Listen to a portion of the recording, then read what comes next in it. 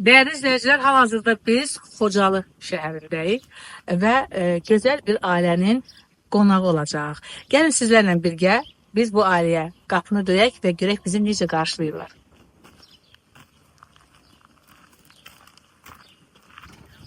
Salam, xoş gördük. Salam. Qonaq istəyirsiniz? Buyurun, hoş geldiniz. Buyurun keçin. Xoş gününüzə gələk. Necəsiniz? Yaxşı, çok sağ olun. Gel, buyurun. Çox sağ olun qapınızı bizə açdığınız üçün, qonaqpərvərliyiniz üçün. Minnətdarım, xoş geldiniz. Özünüzü təqdim edin ilk öncə, qoy bütün izləyicilərimiz tanısın. Ceyhun Abdulov, Kamiloğlu. 1978-ci ildə Qocalı şəhərində doğulmuşam, boya başlatmışam və 14 yaşım tamam olmayaraq Qocalını tərk etmişim. 14 yaşınız tamam olmadan Olmamış, Xocalı. bəli. Demək siz o 1992. ağrılı, acılı anları Bəli, yaşamısınız. Çox maraqlı mənə gəldi və bütün izləyicilərimizə də maraqlı olacaq. Siz o anlardan nə danışa bilərsiniz? Hansı xatirələr, hansı yaddaşınızda ən çox daha nələr qalıb orada? Belə deyim də, biz də bir Xocalı ailəsi olaraq çox əziyyətlər çəkdik və bu Xocalı faciəsində Xocalılar kimi bəzi belə deyim, ailələr var ki, ən ağır cilərlər üzləşdi, əsirlik həyatları oldu, yaralandılar meşələrdə, dağlarda qalır. Onlardan da biri də bizim ailələrdir, bizim qohumlardır, bizim həmvətənlərimdir, Qocalılardır. Onlardan da biri də elə mən özüməm. Hal-hazırda indi Qocalıda yaşayıram, seçmişəm. Ancaq o vaxtlar 92-ci ildə və anamla birlikdə əsir düşmüşəm, yaralanmışam. Qaraqaya istiqamətində əsgərlərin üstündəki indi o Qocalıların ən çox qırılan yeri, əsir götürülən yeri, Qocalı faciəsinin demək olar ki, ən dəhşətli yerlərində olmuşam və 3 ay Xankəndi şəhərində əsirdə qalmışam. O çox acınacaqlı bir hallardır. Yəni əsirlikdə necə oldu siz əsirlikdən xilas oldunuz? Mən demək olar ki, yaralanmışdım. Onunla yaralanmışdı. Biz hardasa mən 26-sı, 27-si Xankəndi şəhərinə gətirilmişəm gecə.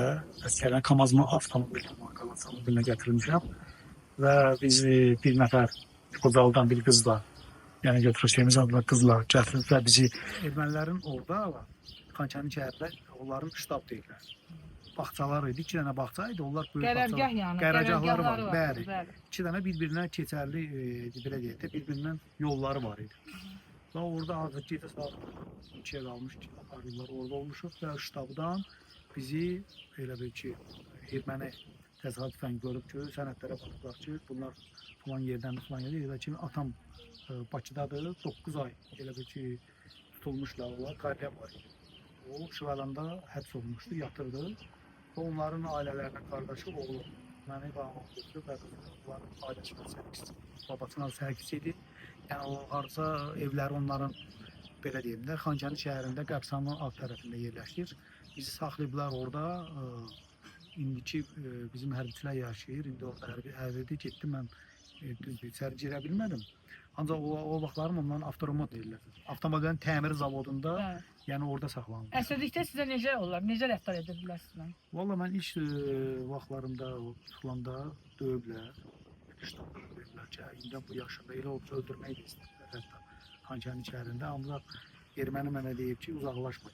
Çünki adam olduğuna görə bizə, yəni belə deyim də, onlar Azərbaycanlılar çox, necə deyim, əlaqədə olduğuna görə, Azərbaycanı çox yaxşı bilir.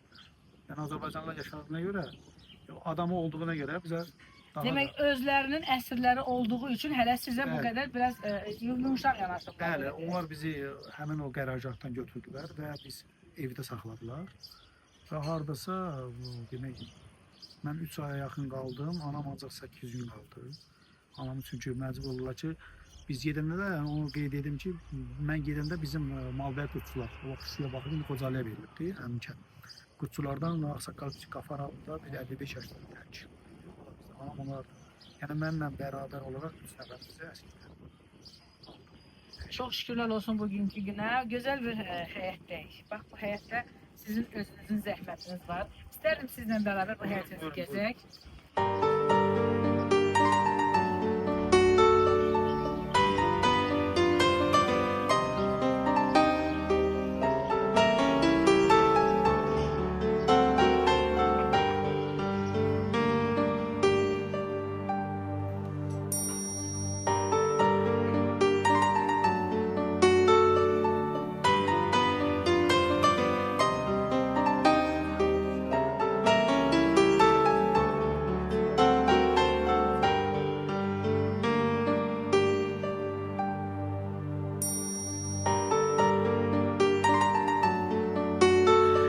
Özünüzü təqdim edin. Mən Əbdülova Günay Şakir qızı. Şuşada doğulmuşam, amma hal-hazırda Xocalı vətəndaşıyam. Xocalının gəlmisiniz. Bəli, gəldim. Bir dəqiqə siz də özünüzü təqdim edin. Ceyhun Abdulov, Kamilov. Mən də Xocalıda doğulmuşam, 1978 ildə doğulmuşam. Yəni bu hadisələrlə bağlı olaraq 32 il, 33 ilə yaxın Xocalıdan uzaq olmuşuq. İndi hal-hazırda minnet şükür olsun ki, Allah şəhidlərimizə rəhmət eləsin. Qazilərimizə can sağlığı, Allah ordumuzu qorusun. Şükürlər olsun ki, bu günlərim Xocalıdayıq. Bəli, dəyərli izləyicilər, biz bugün hardayıq? Çox gözəl bir ailədəyik. Xocalının ailəsində də Xocalıların demək olar ki, ən öndə olan insanların yanındayıq. Bu ailənin 2 dənə gözəl evladı var və biz bu gələcəyimizdir. Onlar bizim. Bax, gəldiniz ilk dəfə olaraq bura bir xanım kimi. Bəli. Biz kadrdan öncə, çəkilişdən öncə söhbət elədik və dediniz ki, bizə qaçqın damğasının altında yaşamaqdansa şükürlər olsun ki, gəlib artıq öz evinizə, öz mülkünüzə yəni sahib olmusunuz. Bax, təəssüratlar necə oldu? Bu xəbəri eşitdikdə ki, siz gəlirsiniz bura, nə hisslər keçirdiniz? İlk öncə biz Bakı şəhərində qalırdıq, yaşayırdıq. Orada yaşayarkən mən işdə olduğum zaman yoldaşım zəng etdi ki, mənə qaçqın qonundan zəng gəlib. Xocalı ilk köçən ailələrdən biri də bizik. Əslində bu xəbəri mən işdə aldım və çox sevinclə qarşıladım. Yoldaşıma dedim, qəbul etdinmi? Dedi, əlbəttə ki. Bu sevindirici xəbər məni çox motivasiya elədi. Yəni nə mənada? Bilirsiniz, biz 32 ildir ki, vətəndan kənardaydıq. Baxmayaraq ki, bizim uşaqlığımız, körpəliyimiz, mən Şuşada doğulmağım, 4 yaşında olmağım, körpəlik illərim, gənclik illərim qaçqınlıq devrinə düşdü. Biz bilirsiniz necədir? Mənim gözümlə danışacağam. Yəni bu belə mənim üçün belədir. Mən gəncliyimi, mən uşaqlığımı yaşamadım, doya-doya yaşamadım. Bilirsiniz niyə? Çünki qaçqınçılıqda hər şeyi gördük. Azərbaycan bir çox bölgələrində yaşadıq. Yəni ailə olaraq bir yerdə yox, bir çox şəhərlərimizi gəzik, bir çox insanlarımızla qarşılaşdıq. Amma orada istər şagird olduğumuz zaman, istər tələbə olduğumuz zaman, istər işlədiyimiz kollektivlərdə, yerli cəmaatla işlədiyimiz zaman ilk öncə soruşurdular, haralsan? Deyirdim Şuşalı. Sonra dedi, qaçqınsan. Bax, bu kəlmə mənim üçün bilirsiniz necədir? Çox ağır idi. Çox, yəni özünü tanımadan, insan olaraq tanımadan, ilk sənə qoyulan söz buydu. Sən qaçqınsan. Amma şükürlər olsun. Yəni insan olaraq işimizdə, peşəmizdə öz fəaliyyətimizi göstərdiyimiz zaman təbii ki, insan tanınır. Yəni bilinir ki, məsəl üçün bu hər haral olmağından asılı olmayaraq, bilikli və savadlı kadrdırsa, təbii ki, öz işində də uğurlar qazanacaqdır. Bu mütləqdir. Amma belə bir şey var ki, ilk baxışdan qaçqın damğası vuruldu, deyildi. Amma şükürlər olsun. Biz, məsəl üçün, mən öz adıma və aləm adından deyə bilərəm ki, biz 2024-cü ilin may ayının 28-dən etibarən artıq qaçqın deyilik. Və öz vətənimizdəyik, doğma vətənimizdəyik, Xocalımızdayıq. Xocalımızla yanaşı Şuşamızı, Laçınımızı, digər şəhərlərimizi, hər birini gəzmişik. Yəni bu işğaldan azad olmuş ərazilərimizdən söhbət gedir. Bunların hamısını gəzmişik və çox şükürlər edirəm ki, mən bugün vətəndəyəm, ana torpaqdayam. Burada yaşamaqla fəxr edirəm, qürur duyuram və evladlarımın da sağ-salamat burada böyüməsini, burada oxumasını, ali təhsil almasını çox istəyirəm və inşallah da bu qismət olacaq. İnşallah olacaq. Ceyhun bəy, mənim sizə bir sualım var. Düşünürdünüz bura qayıtmağını, öz torpağınıza, ana vətəninizə? Bəli. Yəni mən hər zaman düşünmüşəm ki, ümidlə yaşamışıq ki, yəni Qarabağ qayıt düzdür. Bir uzun müddət keçdi. Yəni 30 il, 32 il, 33 ilə yaxın belə deyək, müəyyən rayonlarımız, şəhərlərimiz, yəni işğaldan azad olması təsadüf hallar deyil. Yəni bu vaxt apardı və ömrü boyu insan canları apardı, şəhidlər verildi. Şükür bu günlərə ki, yəni bu günlərin biz doğma Azərbaycanımıza, doğma torpaqlarımıza, Xocalıya və həmçinin Xocalı ilə bərabər Ağdam, Füzuli, Cəbrayıl, Zəngilan, Laçın, Qubadlı, yəni bütün işğaldan azad olmuş torpaqlarımıza yəni insanlar qayıdır, yaşayış var. Şükürlər olsun bu günümüzə. Bax, ilk dəfə sizə bu evin açanı bizim Ali Baş Komandan cənab prezident verdi, düzdürmü? Hansı hissləri keçirdiniz? Valla hansı hisslər keçib dinləyəndə, yəni mən bura gəlib getmişdim. Yəni Xocalı işğal ana azad olandan sonra, terror əməliyyatlarından sonra mən Xocalıya gəlib getmişdim. Yəni mən rahat idim. Ancaq indi cənab prezident verdi açarı, yəni Mehriban xanımla bir yerdə bir 20 ailə iç gələn ailələrin 27-si gəlmişik Xankəndi şəhərində yerləşdirilmişik. Ancaq 28 may 24-cü ildə bir ay olacaq demək olar ki, bir ay olacaq ki, biz Xocaldayıq.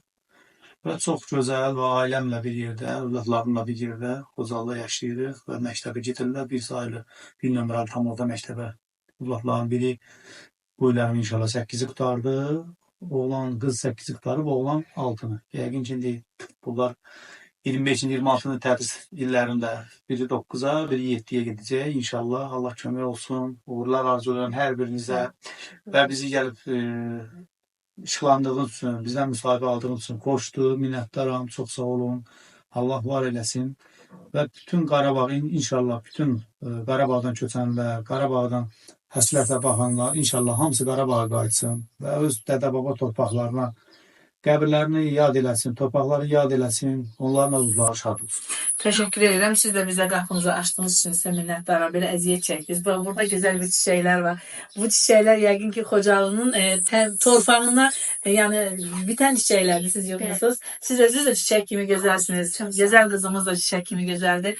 Mən bütün buradan öz ekibimiz adından, BTV rəhbəri başda olmaqla, Zahid İmanovun adından və ekibimizin adından hər kəsə təşəkkür edirik. Bütün Xocalılara, bütün bizi izləyən BTV izləyicilərinə ki, bizə də bu şərait yarandı və biz də gəldik, sizlərlə tanış olduq və burada da bir evimiz var. BTV'nin də bir evi var. Hoşdur. Biz hər zaman sizlərlə təşəkkür edirik. İnşallah yəni yaxın günlərdə biz yenə də görüşərik. İnşallah. Və biz bura ilk dəfə gələndə də bir bunu da vurğulayım ki, həyata girəndə həyatda o qədər gözəl bir abu-hava bizə diqqətimizi cəlb elədi. Gözəl oldu. Əkin əkmisiniz səliqə ilə. Bu da sizin zəhmətkeş olduğunuzu vurğulayır. Dəyərli izləyicilər, bizimlə olun. Bizi unutmayın.